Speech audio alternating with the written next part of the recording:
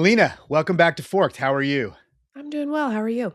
I'm great. It's always good to come back in 2 weeks and talk about a little food and a little politics. But before we jump in, I don't know if everyone who listens to Forked knows what Food Fix is. I say it at the beginning of the introduction. Helena Bottomiller-Evich from Food Fix. Why don't you tell people what Forked is?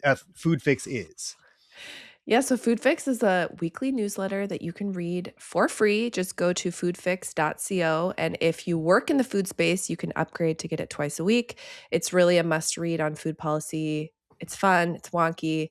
And yeah, you should definitely check it out. I think if you're into Forked, the podcast, you should be into Food Fix, the newsletter. I Yeah. agree, and I think she is telling the truth. It is, in fact, a must read if you care about the kinds of things we're talking about on Forked.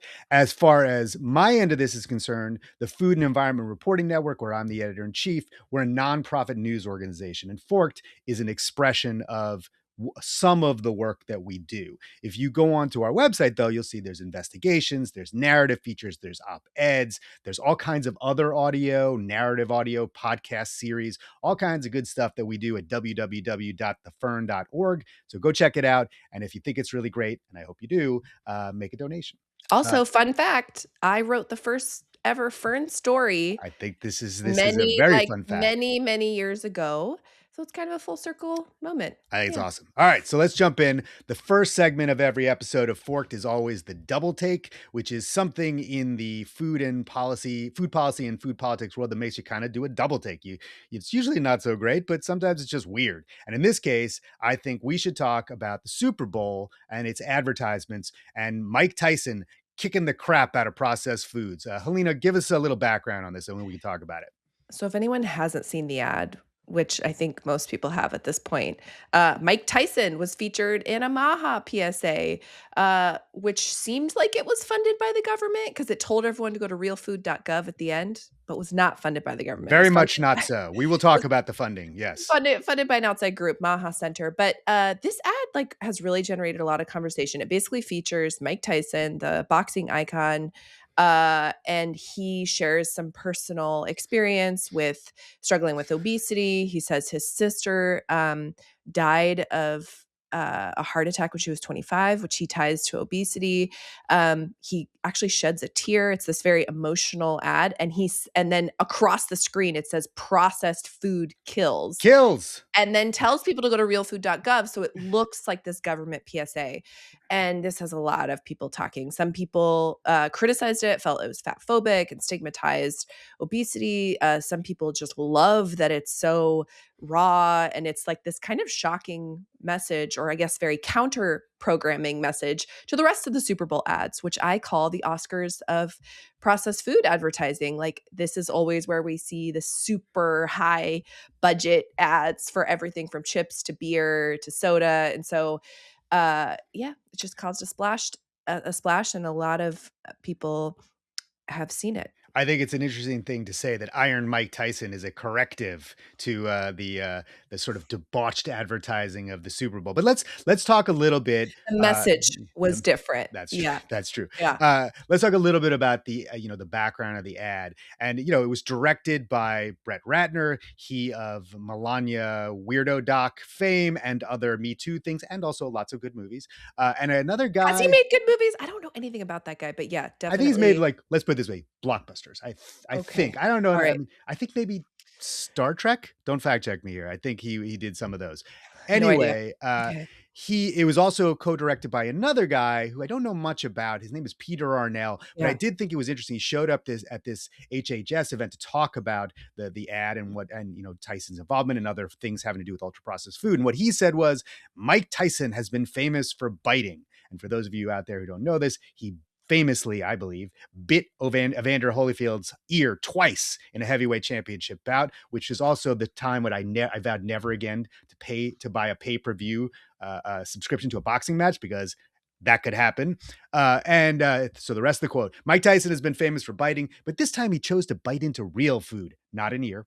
Now we say... He did. He bites an apple. I didn't put that together, that was like...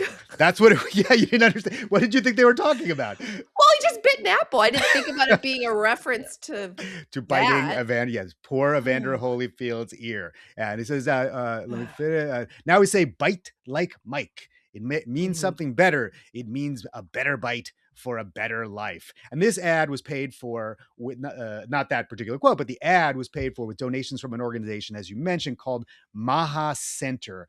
And Maha Center seems to be one of these groups that kind of just has sprung up in the advent of the RFK Jr. ascension. You know that they're not really connected to it. They are Oh, they're connected to it. Yeah. well, they're not directly connected to it, but the They are president an of it. outside group. Yep. Yeah. The president of it is a guy named Tony Lyons. He also ran another, like a super PAC on behalf of the He Maha runs movement. all the outside political Right. groups And that he are has a well, very, not all of them, most of them. Yeah. what I find interesting about it is a very strange publishing company called Skyhorse Publishing. And like, some of the titles, I guess, and the context makes sense. The real Anthony Fauci, Bill Gates, Big Pharma, and the global war on democracy and public health, authored by none other than Robert F. Kennedy Jr. Then some like conspiracy theory type books, Forbidden Facts, Government Deceit and Suppression about Brain Damage from Childhood Vaccines, kind of playing true to form. Deception, the Great COVID Cover-Up by Rand Paul. And this one I thought was really bizarre, actually. The Maha Cookbook by Pete Evans. I'd never heard of Pete Evans. He's an Australian guy, some sort of a nutrition-ish kind of influencer. But back in 2015, I think this book didn't end up getting published because, and you'll see why not. But there's a lot of controversy around it. It was called Bubba Yum Yum, the paleo way for new mums, babies, and toddlers. And the problem with it was that it included a make it at home, do it yourself baby milk formula made from chicken liver and bone broth, which is probably not good for your baby. I think you Don't do shouldn't do that. that. Don't do that. So there's a lot Mm-mm. of sort of oddness around it. I mean, for you, Helena, as someone who's in the food policy world very directly, and perhaps it sounds like not a boxing fan. Um, what is tell me what your reaction to it was, maybe your peers. For me, I think it's beyond bizarre to have Mike Tyson doing an ad like this. Truly am baffled by it, but I'm curious what you think. Well, so yeah, I don't have the like full context with Mike Tyson. I was not a Mike Tyson fan. Like I did not grow up knowing really anything about him. Like I learned that he had been convicted of rape in the early 90s. Like I didn't know that, right? And I don't think that that's like a well-known. I mean, that was also I decades disagree. ago. I think that's well You think known, it's well but known? yeah, Okay, well, yeah, I so do. I don't view him with like I guess the same context you do. I just saw, oh, there's this famous person, this former pro athlete, right? That is very well known, and he's in this PSA that made a big splash. And I called this a messaging coup for Maha because um I had not met Tony Lyons, but I met him at the HHS event they had celebrating this ad. Mike Tyson was at HHS. And I had not met Tony Lyons, and I went up to him and I chatted with him about the ad for a bit. And he told me that at that point, 170 million people had seen that ad. That there is nothing else, But nothing like not Super Bowl. No, not the Olympics, not no. nothing on social media that reaches that many people. I mean, that is a massive messaging just It's a success. And I think what's interesting about it, because the scale of it. Yeah. it truly is putting and what's come out of it's putting the bullying into the bully pulpit, because they did like the administration itself has been doing some PSAs around, and the one that I thought I saw it on the X Mhm. account of RFK Jr., his official HHS X account, and it's a video and it shows you there's this guy, he's sort of schlumpy, I would say is a technical term, He's pasty just a face. staffer. That's what they all look like. He's a Yeah. DC dude, right? And he's got a donut. And he's just like, oh boy, I'm about to eat this donut. It's gonna be great. And out of nowhere, here comes Mike Tyson, dressed, I would say, very dapper in a suit Mhm. with a turtleneck. He's looking a little bit like Shaft, and he knocks the donut out of the dude's hand, chases him off camera, looking pissed. You don't want Mike Tyson mad at No. you. And Mm-mm. then he turns to the camera and he snarls, processed foods kill, eat real food. And it's sort of, there's that video. You also see on some of these X feeds of major politicians and people within the government, they got like the face tattoo like Tyson did. It Yeah, I is think that's a AI. They like or AI yeah, not impose. real. Yeah. Yes, they're not really getting these tattoos, but they're really leaning into Yeah. not just the idea of processed food kills, but this man who was once undeniably the baddest dude on the planet, heavyweight champion of the world, is going to kick your butt if you don't stop eating these bad foods. Mhm. It's remarkable messaging to see come from the government. I mean, I've never seen anything like it. The fact that you would have, someone slapping a donut out of an American's mouth with the backdrop of HHS. This was actually in the Yes, HHS yes. studio and then shared on the government account just shows that, like, they don't care. They think this is a winning message. They don't care that, most of the American diet is still ultra-processed foods, like, so the average person seeing this is like, "Whoa," right? And I think that's the point. Like they want to be really aggressive.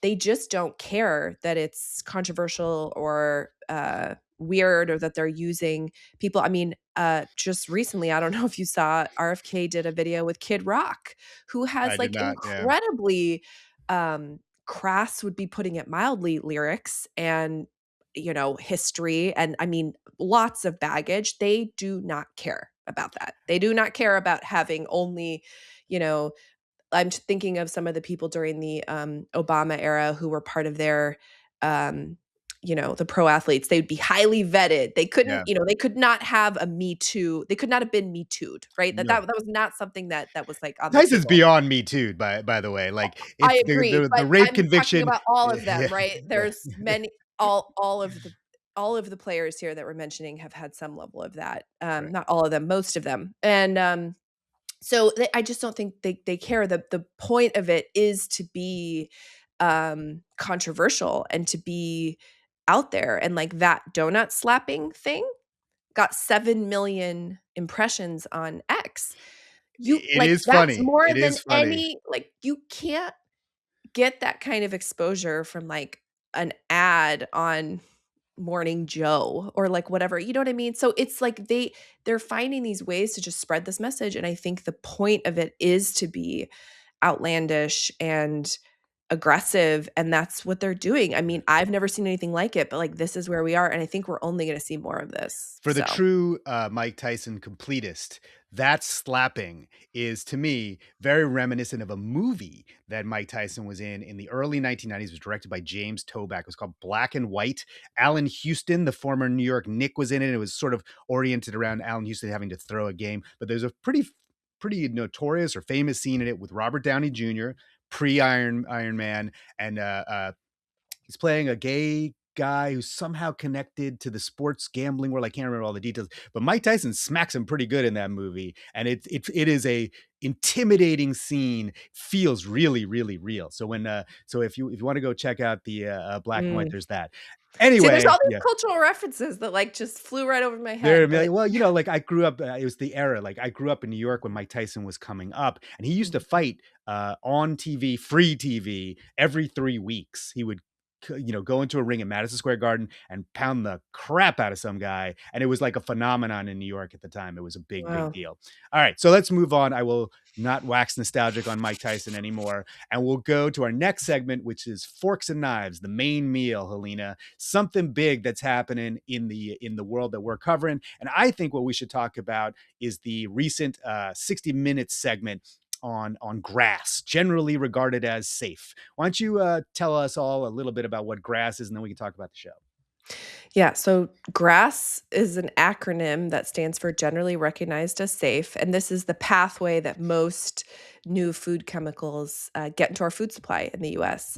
The reason it's so controversial, so basically, there's two ways food chemicals can get. They can do a food additive petition, which means that FDA actually reviews everything, gives it a stamp of approval, and then the substance is on the market, or they Which can go takes through years, and we'll takes get to that. But years yes, and yeah. it's expensive and it takes a long time and almost, I mean, this is not really how things are getting to market because it is so onerous. And then there's grass, which is this, I mean, FDA now actually calls it a loophole. It was created in the late 1950s, and the idea was that there's all these substances on the food on the market already that didn't need to go through regulatory approval, like baking soda and vitamin C and like these things that are just common and like Generally are generally regarded as recognized. safe. Yeah. Yeah. So now we have this situation where a lot of substances are self-determined as grass, which means that basically a food company has enough experts and science to say to self-determine that something is generally recognized as safe. It has to have a reasonable certainty of no harm as it's used. But We're FDA doesn't talking have to about know about it. They don't have to tell FDA. There is yeah. also a path where they can notify FDA, and FDA can say they have no questions, which is sort of this tacit approval, but not technically. And it's created this big gray area where we have all these substances on the market that FDA doesn't know about. There are a lot of concerns about how this works because it's not strong FDA oversight, and it's really hard to defend this with consumers. When you describe how grass works, that, it, uh, any industry or any food company can self-determine and not tell FDA that they believe a novel food chemical is safe. People are just like, that can't be how it works, right? Like that it doesn't pass But it does muster. work. It does that's the way it That's works how it right works. now. That's how it works. And So the Trump administration, RFK, one of the first things he did when he came in is said, we are ending this. Like, we are going to reform how grass works.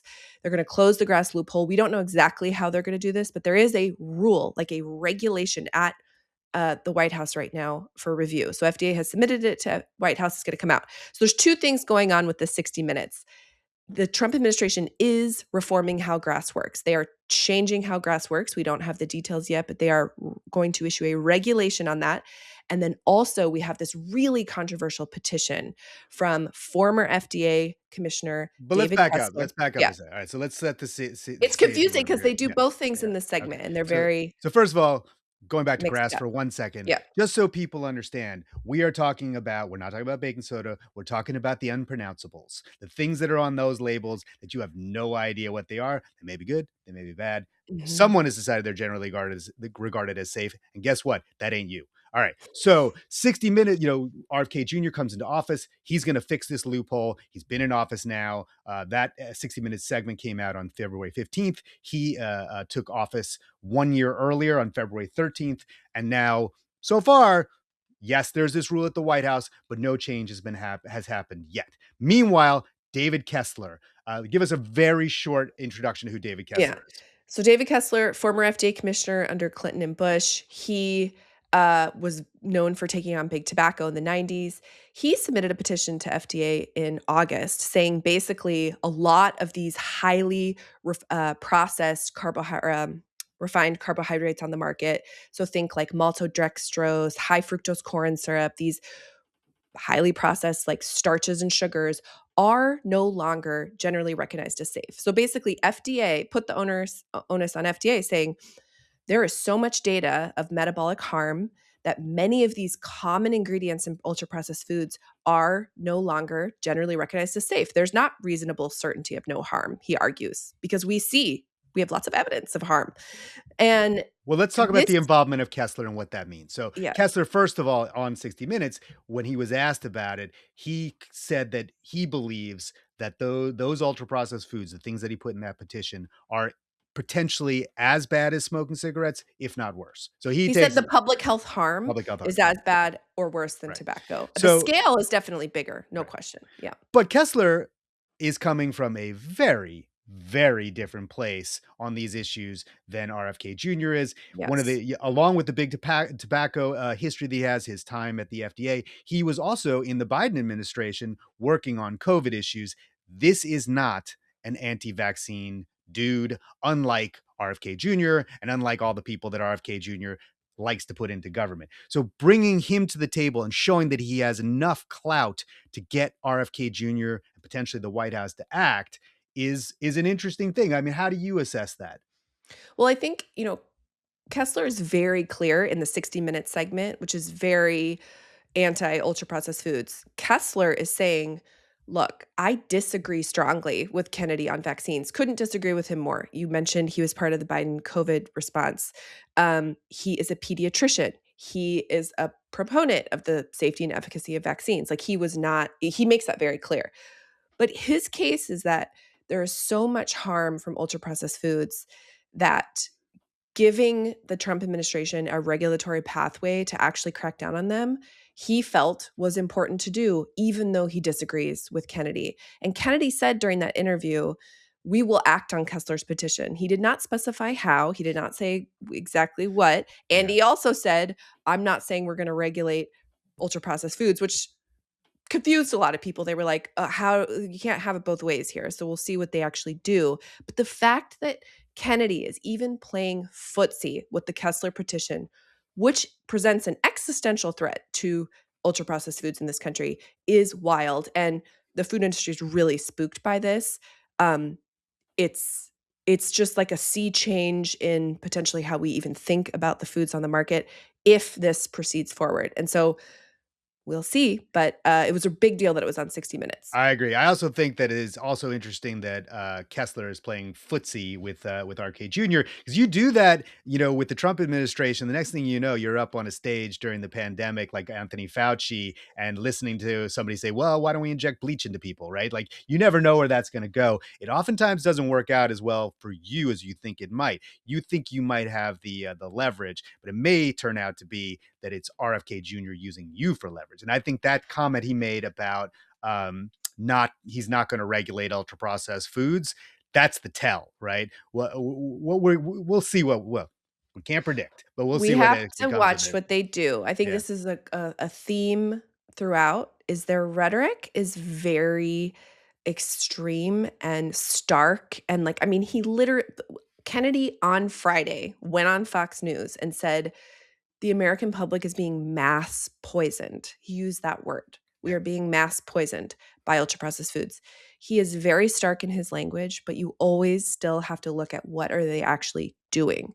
Does the action match the rhetoric? Still, right now, today, the answer is Is no. no, it's still We will infrastructure week see. for the Trump I don't administration know. on this. Yeah, But I will say on that note, though, yeah, even I mean, I think all the folks in public health are looking at this going, well, they should take action on some of this, right? Like, let's stick to science, try to, not go, not just be reckless about it, right? They want to yeah. see some action, but the vibes that they are sending on this stuff do matter. We have the federal government, the highest levels of the federal government, telling the American public repeatedly that ultra processed foods are bad, they should be avoided. I mean, the dietary guidelines say this, and that we're being poisoned. They're saying that I mean, I this is a message we have never seen from the US government. So, like, even before you get to, like, regulatory actions, I do think these vibes matter, and the food industry is freaking the F out. I mean, they hate all this. They don't know what to do. They're like they're disoriented by it because it's so aggressive, and it's just wild to watch. Like, I've never seen anything like it. It's definitely a dramatic shift in what you see out of the government. For sure, And yeah. I saw I can't remember where I saw that there was some sort of comparison back to Michelle Obama, who again I think the problem that Michelle Obama was trying to do many of the same things when Barack Obama was president, was that vibes are one thing, regulation actually improves things. You can't really just hope that the American public will change its ways, They although did maybe you do can. regulation, though. Yeah. I mean, they changed the nutrition facts panel. They're the Yeah, reason we have added sugars labeling. They changed school meals regulations, yeah, which, increased fruits and vegetables and whole grains and, like, actually regulated the snacks that were sold in schools. They also banned trans fats, like yeah, industrial trans fats from the food supply. So there were regulatory changes, but I remember, like, Michelle Obama had this initiative called Drink Up, and it was to promote water consumption. uh, They wouldn't even say it was too controversial to say, "Drink less soda." They were too afraid of the blowback that they would get of having, like, a nanny finger-wagging first lady saying, "Drink less soda." It was a positive message, right? right. Drink more water. The subtext of that is to drink fewer sugary drinks.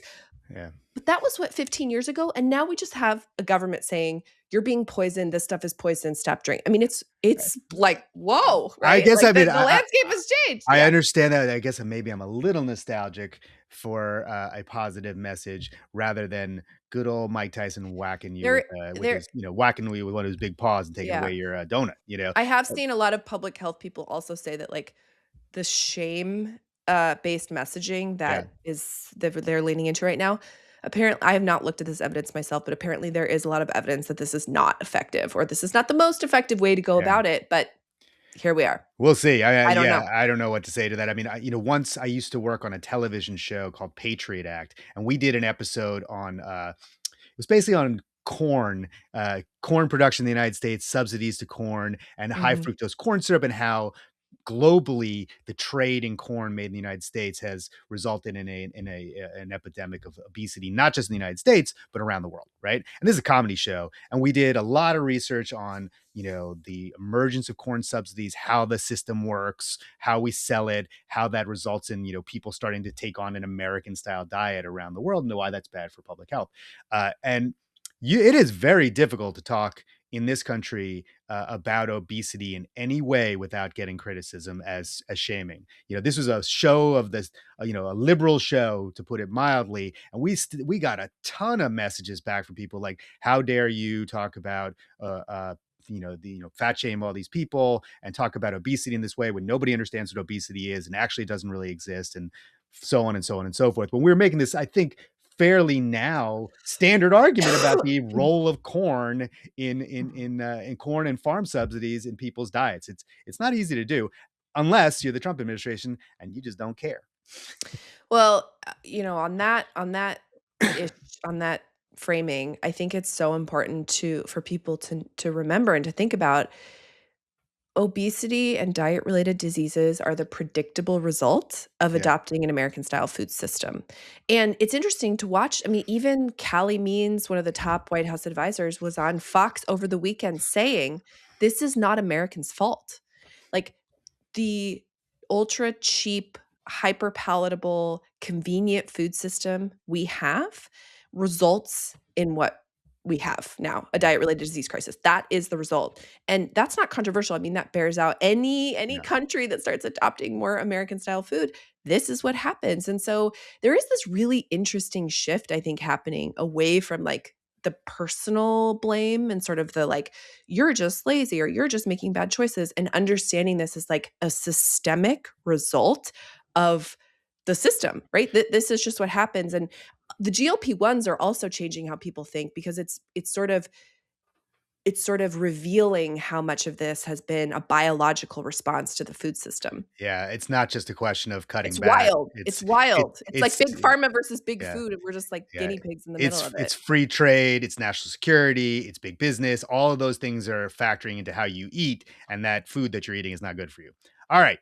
On that somewhat dark note, although I think it's really interesting to talk about. I think one of the things we do at Fern, for example, if you go read some of the work, one of our staff members, Ted Genoways, he's written about the role of corn in global trade, national security, history, all these things. And there's a really, really great history to understand how we ended up in this position to have RFK Jr.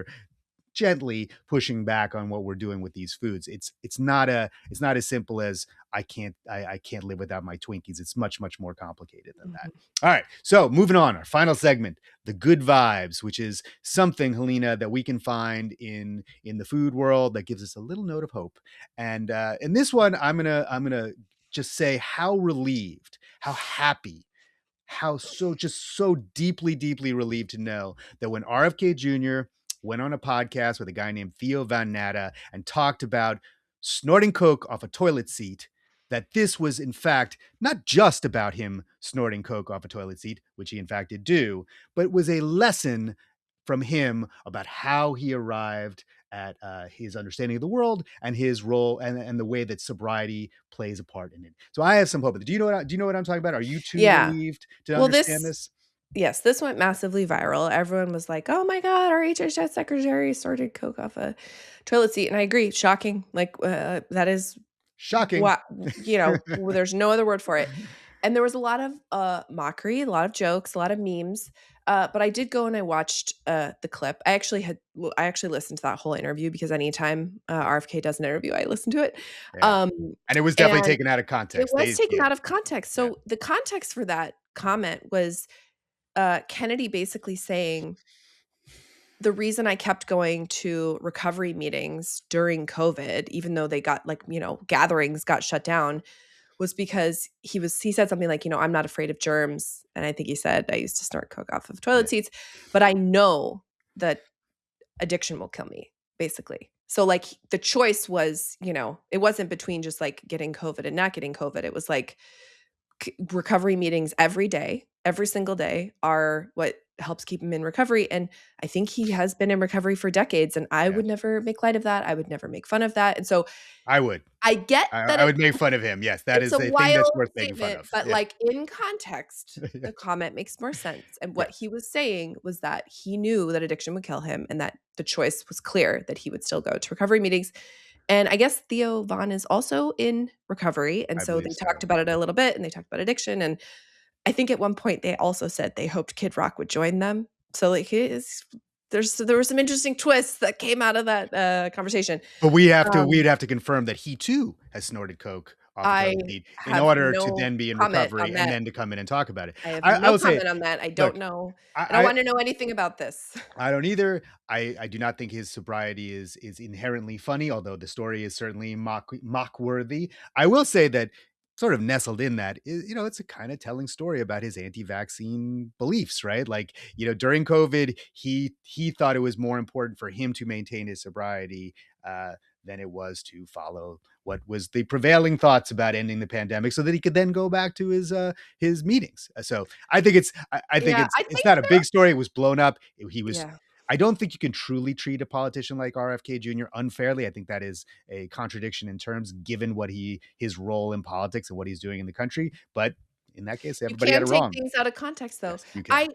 I, um, I don't know. I think there is a risk in taking things like this out of context because then when things are said in proper context, You don't listen. the media Yeah, is not trusted. I yeah. mean, I do think you have to be a little bit careful about, like, presenting things as they're stated. Well, here we are setting the record straight on the Yeah, toilet and cocaine yeah, issue. Helena, yeah.